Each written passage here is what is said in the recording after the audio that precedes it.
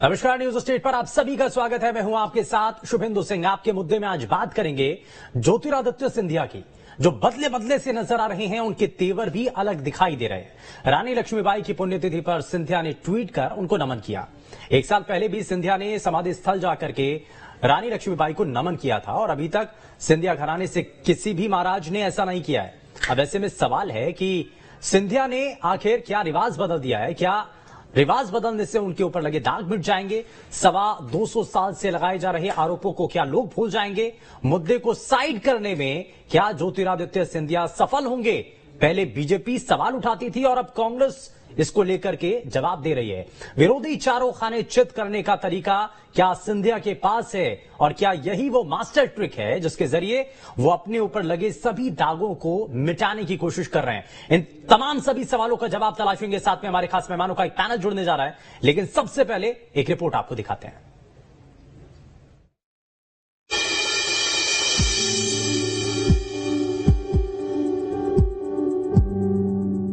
अंग्रेजों के साथ झांसी की रानी लक्ष्मीबाई के युद्ध की जब भी बात होती है तो सिंधिया राजघराने का नाम जरूर आता है। 2.25 साल बीत गए, सिंधिया परिवार को घेरा जाता रहा है, लेकिन बीजेपी में आने के बाद ज्योतिरादित्य सिंधिया ने धीरे धीरे इस मुद्दे को साइड करने की कोशिश की है। उन्होंने न सिर्फ अपने पूर्वजों के रिवाज को बदला है, बल्कि खुद भी बदले बदले नजर आ रहे हैं। झांसी की रानी लक्ष्मीबाई की पुण्यतिथि पर केंद्रीय मंत्री ज्योतिरादित्य सिंधिया का ये ट्वीट सिंधिया ने ट्वीट कर लिखा है। वीरांगनाओं के अग्रिम पंक्ति को सुशोभित करने वाली मराठा साम्राज्य की गौरव वीरांगना महारानी लक्ष्मीबाई नेवालकर जी की पुण्यतिथि पर उन्हें विनम्र श्रद्धांजलि।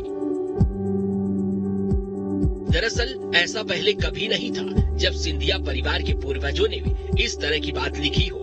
जब तक सिंधिया कांग्रेस में रहे तो बीजेपी की ओर से उन पर धोखेबाजी के आरोप लगते रहे, लेकिन बीजेपी में आ जाने के बाद तो भूमिका बदल गई है और कांग्रेस उन पर विश्वासघात का आरोप लगाती है। भारतीय जनता पार्टी और ज्योतिरादित्य सिंधिया दोनों ही मौका परस्ती की राजनीति करते हैं। सिंधिया को कहाँ गद्दार कहते थे। 1857 की क्रांति में रानी लक्ष्मीबाई के साथ धोखे को याद दिलाते थे।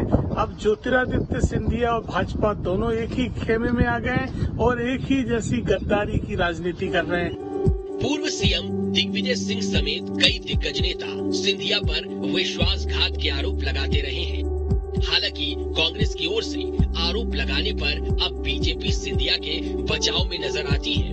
मध्य प्रदेश में जो कमलनाथ की लूट की सरकार थी, ठगनाथ की सरकार थी, उसको खत्म करने का काम सिंधिया जी ने किया। तो जो जख्म है वो सिंधिया जी ने दिए हैं, जो कभी भर नहीं सकते, क्योंकि एक अच्छा खासा माल पीटते थे कमलनाथ और उनकी सेना, वो खत्म हो गई है। भारतीय जनता पार्टी हमेशा से जिनने देश के लिए काम किया, लोकतंत्र के जो सच्चे सिपाही हैं, जिनने इस देश को आजादी दिलाई, उनको याद करती है। आज अगर सिंधिया जी भी अगर उनको सबको याद कर रहे हैं तो कांग्रेस को तकलीफ नहीं होना चाहिए। हालांकि सिंधिया की ओर से उनके पूर्वजों पर लगे दाग को धुलने की कोशिश की जाती रही है। वे हमेशा विश्वासघात के मुद्दे को साइड करने की कोशिश में लगे रहे हैं। 1 साल पहले सिंधिया ने ग्वालियर में रानी लक्ष्मीबाई की समाधि पर जाकर नमन किया था, तो उन्होंने उन बातों पर विराम लगा दिया था जिसको लेकर सिंधिया परिवार को घेरा जाता रहा है। सुभद्रा कुमारी चौहान की वो कविता है जिसमें लिखा गया है, अंग्रेजों के मित्र सिंधिया ने छोड़ी राजधानी थी, बुंदेलो हर बोलो के मुंह हमने सुनी कहानी थी, खूब लड़ी मर्दानी वह तो झांसी वाली रानी थी। ऐसे में सवाल है कि सिंधिया इतने पुराने दाग को आखिर कैसे मिटा पाएंगे? क्या बदले बदले महाराज इस मुद्दे को साइड करने में सफल होंगे? Team news state. चलिए, तो ये रिपोर्ट आपको दिखाई है और इस रिपोर्ट के जरिए आपको बहुत हद तक अंदाजा लग चुका होगा इतिहास के पन्नों में जो बातें दर्ज हैं, अब उनको बदलने की जो कोशिश है, क्योंकि इसका सियासी तौर पर लाभ और इससे पहले तक क्या नुकसान पहुंचता हुआ नजर आ रहा था। इन्हीं सभी चीजों को जरा समझने की कोशिश करते हैं, लेकिन सबसे पहले आज के खास पैनल से आपको मिलवाएं। हमारे साथ वरिष्ठ पत्रकार डॉक्टर सत्य प्रकाश शर्मा जी कार्यक्रम में जुड़ चुके हैं। सर, बहुत स्वागत है आपका। हमारे साथ इतिहासकार प्रोफेसर कुमार रत्नम जी हमारे साथ कार्यक्रम में है। सर, बहुत स्वागत है आपका कार्यक्रम में। और साथ ही हमारे साथ सिद्धार्थ सिंह राजावत, कांग्रेस पार्टी के प्रवक्ता भी कार्यक्रम कार्यक्रम में जुड़ चुके हैं। सिद्धार्थ जी, बहुत स्वागत है आपका भी कार्यक्रम में। लेकिन शुरुआत में जरा जल्दी से रत्नम सर आपसे ही कर रहा हूं। जिस तरीके के ये बयान सामने आ रहे हैं, जिस तरीके की शैली फिलहाल बदलती हुई नजर आ रही है ज्योतिरादित्य सिंधिया और सिंधिया परिवार की, इसको हम सियासी रूप में अलग देखेंगे, लेकिन इतिहास के पन्नों में क्या दर्ज है, जरा उसके बारे में सबसे पहले एक रिएक्शन में आपसे लेना चाहता हूं। ये जो कि हमने ये एक बाकायदा कोट भी दिखाया गया था, जिसमें लिखा भी था कि सिंधिया राजघराने ने जब पूरा किला खाली कर दिया उसके बाद, क्योंकि अंग्रेजों के वो दोस्त के तौर पर पहचाने जाते थे, इसी को लेकर के ही विरोध और यहीं से जो विद्रोह रानी लक्ष्मीबाई ने शुरू किया था उसमें सपोर्ट नहीं मिल पाया था। ये इतिहास के पन्नों में क्या है सर? देखिए मित्र, मैं तो इतिहास का विद्यार्थी हूं, मुझे किसी राजनीतिक परिस्थिति काल से कोई लेना देना नहीं। इतिहास में स्पष्ट रूप से जहां तक मैंने सिंधिया घराने की राणो जी से लेकर और वर्तमान समय तक इतिहास को समझा है, उनकी संस्कृति को देखा है, ग्वालियर के योगदान पर देखा है, तो स्पष्ट रूप से देखता हूं कि मैं जिस प्रकार से मैं अपनी बात शुरू करूंगा पानीपत के तृतीय युद्ध से, जिसमें कि आवश्यक के खिलाफ किस प्रकार से महजी सिंधिया ने अंग्रेजों के खिलाफ युद्ध लड़ा था।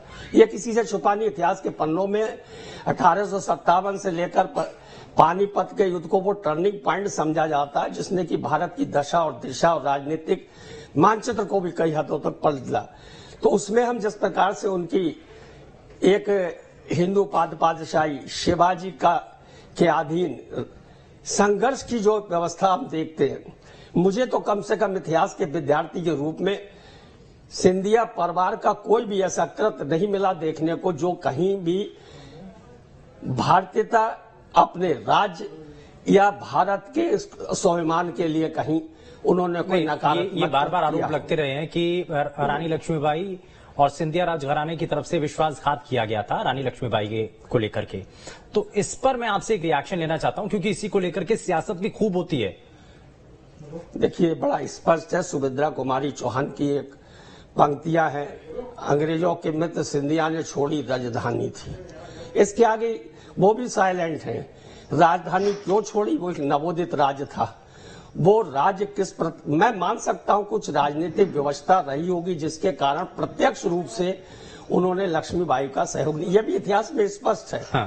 कि उन्होंने सहयोग तो नहीं किया, इस बात को मैं स्वीकार करता हूं सैद्धांतिक रूप से। ठीक है। लेकिन जिस प्रकार से अमरचंद भाटिया ने पूरा असला खोल दिया, बांके बिहारी सक्सेना जो समय वित्त मंत्री का दायित्व देखते थे, उन्होंने महल से लेकर राजवाड़े तक किस प्रकार से मुद्राओं को, चांदी के सिक्कों को छोड़ा। क्या वो लूटने के लिए खजाना छोड़ा था? क्या वो महारानी लक्ष्मीबाई के सैनिकों के सहयोग के लिए छोड़ा था?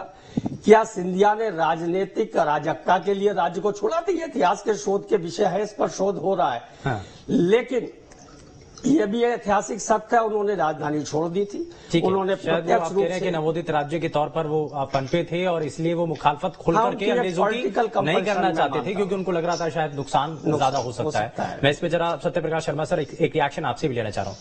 ये तो था इतिहास के पन्नों में क्या दर्ज है, लेकिन सियासी रूप में इसमें नफा नुकसान क्या नजर आता है, क्योंकि अभी तक इससे नुकसान को लेकर के ज्यादा संभावनाएं थी, लेकिन इसी को बैलेंस करने के लिए जो हाल फिलहाल के अंदर चीजें बदलती हुई नजर आती हैं, नमन करते हुए ज्योतिरादित्य सिंधिया रानी लक्ष्मीबाई के सामने नतमस्तक होते हैं, उनको नमन करते हैं, याद करते हैं, ये सब कुछ दिखाई देता है।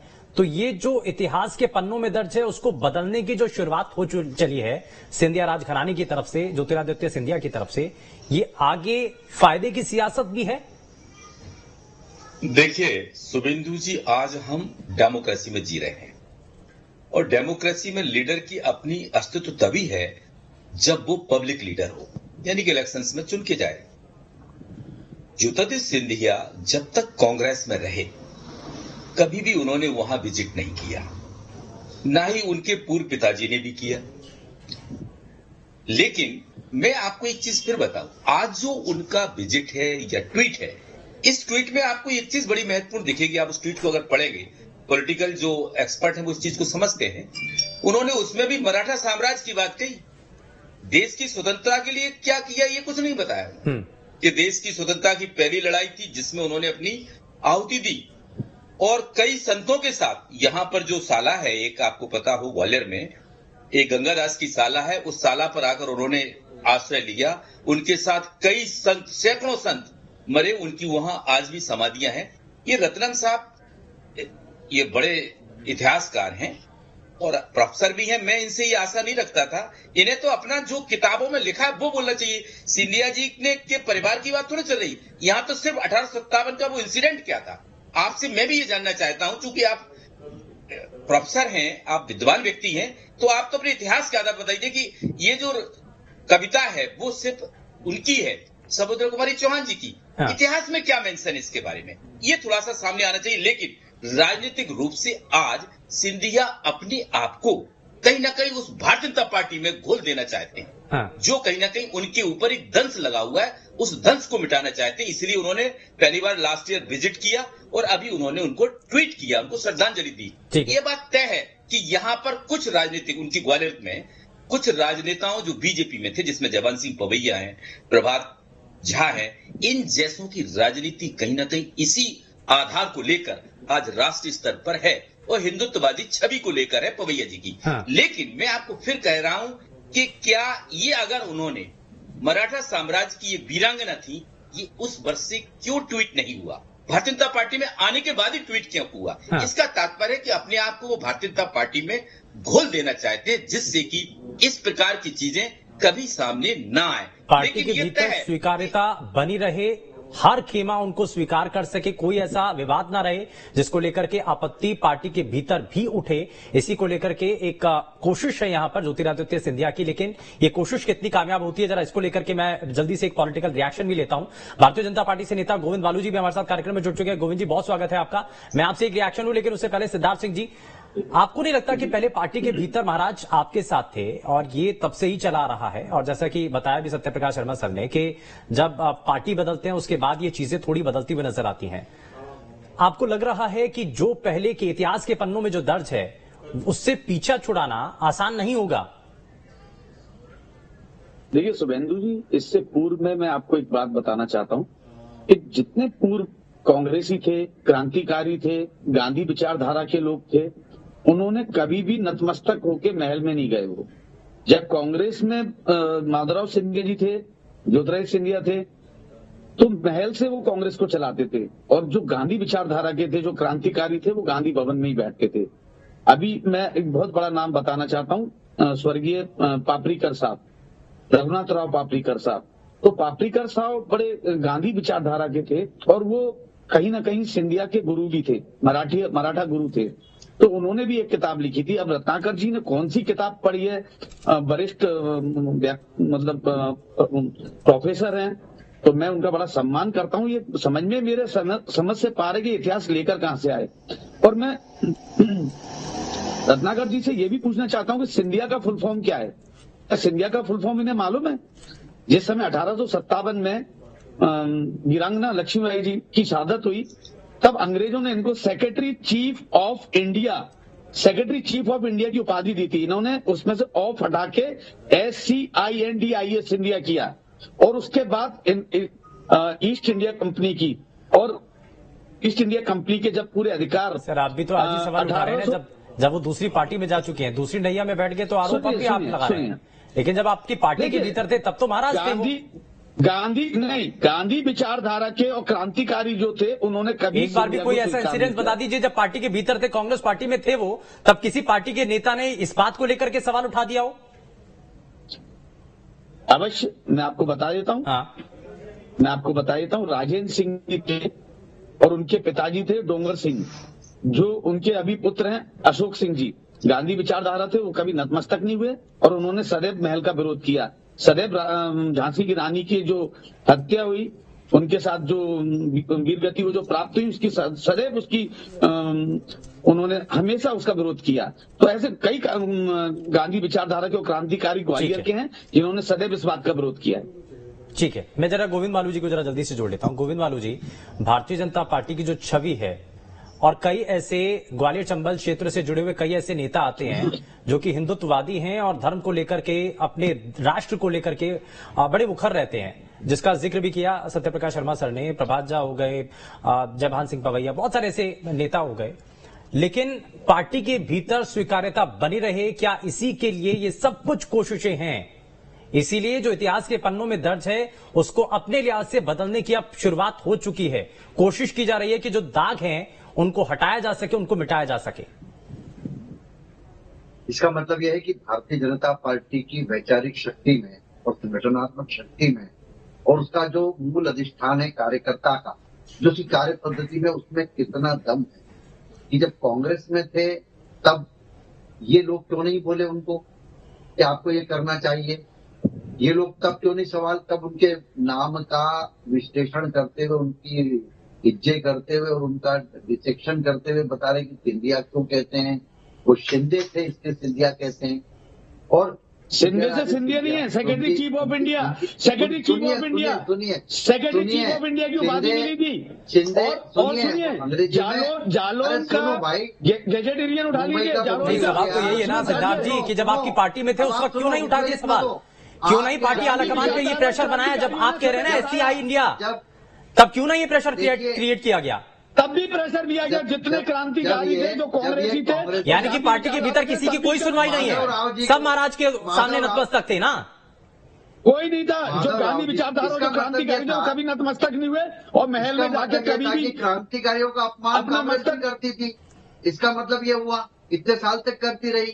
भारतीय जनता पार्टी में तो कोई लिबर्टी नहीं किसी को भी इस तरह की बात करने का। अरे भारतीय जनता पार्टी और आरएसएस में एक नाम बताइए जिसने जो फांसी के बंधन में चढ़ा, जो क्रांतिकारी। अरे भाई मेरी बात सुनो, कांग्रेस पार्टी का सावरकर के बारे में आप उनको अभी आपके, अरे सुनो भाई, वीर सावरकर को आपके ट्विटर हैंडल पर असत्य बताया है। सावरकर ने कौन सा वीर कार्य किया? असत्य कौन है? अब नेहरू जी ने लेडी माउंटबेटन की अपने आप को वीर बोलने वाला कभी वीर नहीं होता। पद प्राप्त किया, खुद बोलता है कि गाय एक उपयोग। सिद्धार्थ जी एक बार जरूर सुनिए, सुन लीजिए, उसके बाद आप हाईजैक करते ना कांग्रेस को। ये कांग्रेस में हम सब थे, हमारे पूर्वज भी थे।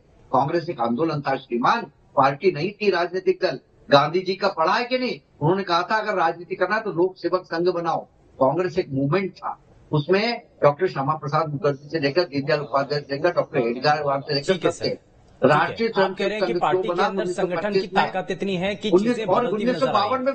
अब इसको ये माना जाए कि ज्योतिरादित्य सिंधिया जो अभी कर रहे हैं वो पार्टी की तरफ से निर्देश दिया गया है। गोविंद मालू जी, लोगों को भ्रम में रख रहे हैं।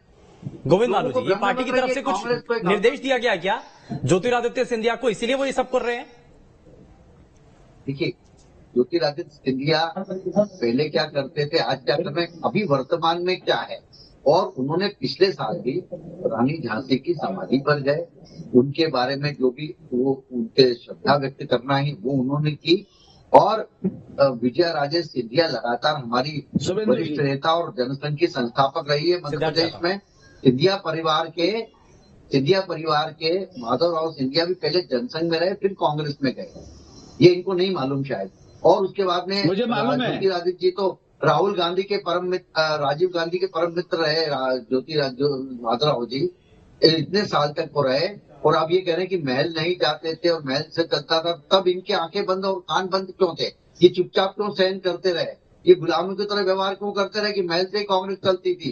तो अशोक सिंह जी के बारे में जिक्र कर रहे हैं। अरे जब महल तो क्यों नहीं आपने किया? आज महल से कांग्रेस चल रही है कि नहीं चल रही? आज वहां से राघोगढ़ के किले से चल रही कांग्रेस, कमलनाथ जी के छिंदवाड़ा से चल रही कांग्रेस। अब ये कांग्रेस की तो आदत ही है कि वो फ्रेंचाइजी बांटती है, पार्टनरशिप फर्म बनाती है और चलाती है। पहले आए राहुल गांधी, अब आए सिद्धार्थ जी जरा जल्दी से जवाब दीजिए, दूसरा नहीं उसके बाद में थोड़ा सा आगे बढ़ते हैं। तो ये जो निजी संपत्ति के रूप में आपने कांग्रेस को लिया है और कांग्रेस को आज इतनी बातें याद आ रही है, इतिहास याद आ रहा है, इसका मतलब आप उस इतिहास के साथ आप भी दोषी थे।